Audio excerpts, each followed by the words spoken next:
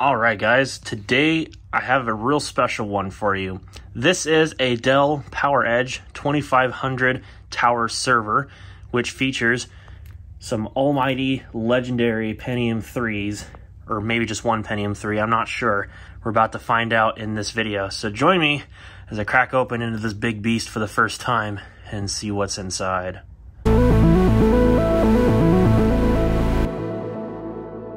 So it was originally licensed for Windows 2000 Server, probably just the regular server release, not the advanced server or data center or whatever they called it back then. So nothing too fancy going on here. However, inside we have some goodies. So the front door pivots down, like a lot of these Dell servers from the time period. Has a key lock, obviously, on the front to prevent theft. And we have what looks to be 6 hard drive bays and a couple of other bays. These might just be, yeah, these are like the power supply units, aren't they? Yeah. So these are 300 watt power supplies, it looks like. And I'm not sure, there might be a back plane on the back that connects them all together. This doesn't have a redundant power supply in it. At least I don't believe it does. Yeah, it just has the one power jack on the back. So those 300 watt units together make up nearly a 1000 watt power supply. So that's pretty cool, actually. Anyways, so inside of here, I actually was lucky and I got hard drives with this thing, which you don't normally get with servers, but this was somebody's like home machine or something, so you know, whatever, right? So these are Ultra 160 SCSI hard drives, and I think, what are the capacities on these? I don't know if it shows me. They have a date code of April 2001, or at least that drive did. I'm not going to pull them all out. You get the idea. I think they're all matching hard drives. On the top here, you do have a basic CD-ROM drive and a 3.5-inch floppy drive, as well as your power button is right here. And you have a couple of indicator LEDs for hard drive access, as well as your diagnostic light in case there's any errors. And on the front, we have the hidden 3 thumb screws, which will seal up the goodies inside. Now, I have not opened this thing up yet at all. I wanted to save the best part of the system for in front of the camera because I wanted to, well, check it out with you guys. So these look to all be basically captive. So now this panel should just slide back that way and the goodies should be revealed inside. Okay, I had to set the camera somewhere else so that way I can get this off, hopefully. Not as bad actually as I thought it was going to be. She's off. I also noticed that this has a internal SCSI card, which is pretty cool. So you actually have a couple of SCSI buses, a couple ports out the back. So that's pretty nifty. So let's check out this machine in a little bit more detail, I suppose, shall we? I'll bring the camera closer. Now, forgive my camera work in this next section. I'm currently laying on the floor here. So if the camera gets shaky or whatever, I apologize in advance. So you know how it goes sometimes. In any case, looks like, whoops. So in any case, we have what looks like a networking card there with an Ethernet jack facing out the back. Again, there's that Adaptec SCSI card there, a couple of internal buses. Looks like another kind of connector there, and then a couple of external ports out the back. You have some cooling fans here. And then there's the baffle for the processors, although there's the ribbon cable for the floppy drive. I should probably move that out of the way, because I definitely do want to get inside. I think right there, isn't that memory for the onboard RAID or something like that? I'm not sure what this actually is. Forgive my terms. This is the first time I'm checking out a server this vintage. Yeah, we got 128 megs of PC100 ECC memory, of course. Only the finest of which, I'll put that back in the slot there. So my guess is that's probably for the onboard processing or something or another. It's got an Adaptec chip there, AIC-7899G. I'll have to check that. It's like a couple of onboard memory chips. I think that's what that is. Xilinx chip down there. I'll have to look these things up later if I really care. This is just kind of a basic overview today, nothing really fancy. Definitely got some kind of a processor there for the onboard stuff. The video chip is actually an ATI Rage XL, so that's pretty cool. There was provisions, it looks like, for an internal PC beeper. Maybe it was relocated on the board, or maybe this one doesn't have it.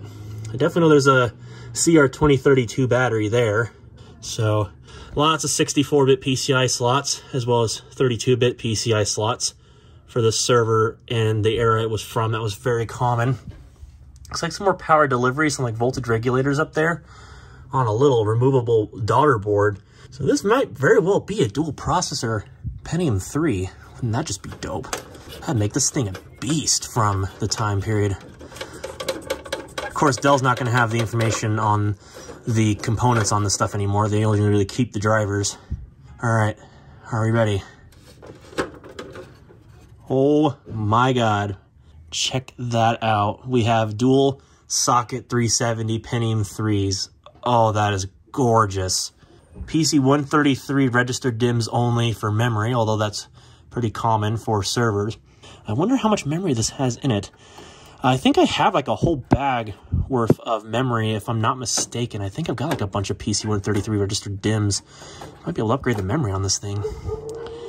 Yep, these are definitely PC 133R. I would wager to bet that these are maybe 512 meg DIMMs. They could very well be 256, but I would wager to bet 512 megabytes a piece, which would mean the server has a whopping, if I can get the back in the slot here with one hand, probably not, 1 gigabyte worth of memory.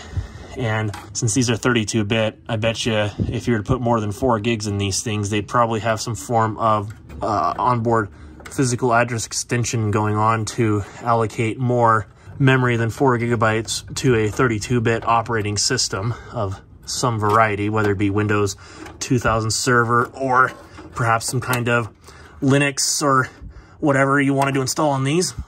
So apologies for that taking a little longer than expected, but that's all right. There's a couple of power connectors up here for the main board. I'm assuming, yeah, there's a couple more down there. So those must be both dedicated feeds to the motherboard as well as the processors to power them. I'm going to probably do a preventative maintenance thing before I juice this thing up, and I'm going to actually apply some thermal paste to these processors. So we'll see about that. Looks like up there we actually have the little RAID upgrade chip, those little modules that you plug into the motherboard that would give you access to the RAID on the system itself. So that actually is equipped. So you could actually do RAID with the system as long as it's got a good battery. So I might have to change that out at some point in the future. Hopefully whatever this thing has for configuration is still good. Probably not. It's probably been like a long time since this thing was last powered on, which would not surprise me. All right, that's a basic look at the integrated components. I'm going to do a little bit of dusting with the blower, I think, and get all the dust out of this thing before I go any further. And I might also go see if I have my bag of RAM available to me. All right, I took the clips off the heat sinks here, so got the little tiny copper things on them still. Thermal paste could definitely do with being redone, that's for sure, on both of these. But yeah, it actually looks pretty good. This has dual 933 megahertz Pentium 3s in it, 256K of cache, 133 megahertz frontside bus. That's awesome. I'll get to work on repasting these, I guess. All right, got the repasting done, and I didn't even get a chance to show this off. Check out this diagram. It's got like all the stuff that you'd ever want to know. System board layout, memory configuration, jumpers, VRM and RAID key, microprocessor, peripheral bay, power supply, even the cooling shroud. Like, this is a friggin' huge dialogue. And also gives us a bit of a date of when this was made, January 2001. So that makes this thing like what, 21 years old now? Like crazy. All right, see if we can get this thing put on the thing and, well, that's really descriptive, isn't it? Get this thing plugged in and see if we can fire it up, shall we? Okay, some time has passed. I think we're ready to juice this thing up. So I got it plugged into power, so standby is on. You can hear some of the fans just running in standby mode here. So, guess without further ado, let's pop the cover here. All the power supplies show green. I'd say let's just go for it. Let's get her done, boys.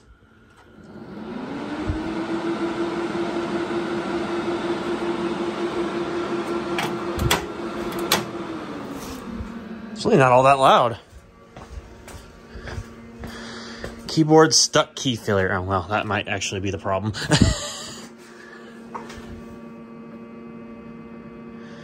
All right. PowerEdge 2500.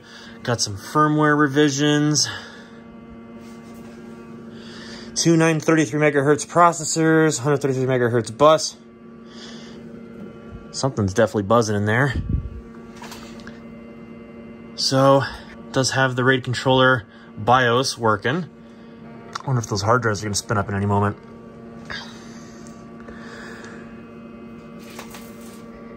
Thinking about it anyway. Oh, I just walked over here. All the hard drives spun up. Oh, that is a beautiful sound. Listen to all those hard drives. Gorgeous. Hey, check that out. Controller post-operation successful. Heck yeah. One container, 67.79 gigabytes. All right, there's the Adaptec SCSI card initializing there. Or maybe that's, no, that might be the one in the PCI slot. There might be the onboard one, and then there's the Adaptec SCSI card itself. I'm not sure which is which, but whatevs. See if this thing's got an operating system still loaded on it. Strike F1 to continue, press F2 to run setup. I want to run setup real quick. I want to see how much memory this thing has. It has 512 megabytes. Okay, so it has two 256 meg system memory DIMMs in them. Okay. I wasn't sure about that, but it looks like this one actually has half a gig. So I actually wonder if I'll be able to take advantage of this extra memory I found earlier. I didn't get this on video, at least not that I remember. But I have this memory here. These are 512 meg PC133 ECC sticks. So I don't know if I'll be able to utilize any of these in this server. I'll have to give it a try later. I wanted to power it up originally as it sat, just because I didn't want to change the configuration around. So half a gig of memory should be plenty, but just for the sake of I can do it, I was actually really wanting to upgrade the memory. Surprisingly, the date and time is not that far off. I mean, the date's accurate. Yeah, the date's accurate. The time's off a little bit, but not that bad. So there's the CPUs, dual 933 megahertz Pentium 3s. OS install mode, system security. Okay, there's no password set, so that's a great sign. Power button override, nice. What are the settings that we got in here? Chassis intrusion, yeah, that makes sense. Cool. System alert on fault, keyboard errors, stuff like that. The typical BIOS setup from an old Dell. Yeah, let's let it fire up and let's see what operating system it's got on it, if it even has one. It's definitely thinking about it. Wait, really? It's only got standard Windows XP installed? That's surprising. I mean, I guess for home use, that would make perfect sense, because you don't need to run like a fully fledged Windows server. I mean, I was going to wipe whatever was on here anyway, because I was going to put Windows 2000 server on it, because that's what it's got the license key on the side for. So I might just put that back on after I'm done with this video. Well, we'll let it boot up and we'll see if anything special is on it, if there's any way I can get into it.